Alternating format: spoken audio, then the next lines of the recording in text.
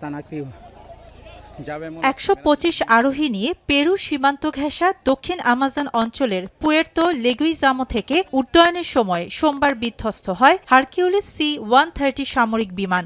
উড্ডয়নের সময় রানওয়ে থেকে মাত্র 1.5 কিলোমিটার দূরে মাটিতে আছড়ে পড়ে বিমানটি। এরপর আগুন ধরে গেলে ভেতরে থাকা গোলাবারুদ বিস্ফোরিত হতে শুরু করে। মর্মান্তিক এই দুর্ঘটনায় অর্ধশতাধিক আরোহী নিহত হন। তাদের পরিচয় শনাক্তের কাজ চলছে, এখনও নিখোঁজ বেশ কয়েকজন। দুর্ঘটনাস্থল দুর্গম হওয়ায় উদ্ধার কাজে বেশ বেগ পেতে হচ্ছে কর্মীদের। Como consecuencia de este trágico accidente, 66 de nuestros militares fallecieron, quienes están en proceso de identificación, de los cuales 6 integrantes de la Fuerza Aeroespacial Colombiana, 58 integrantes del Ejército Nacional y 2 integrantes de la Policía Nacional.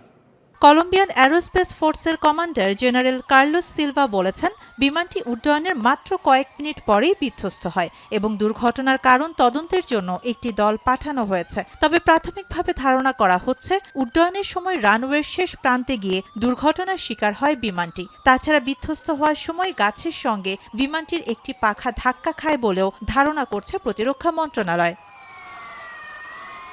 Shahana জাহান, এখন বিশ্ব।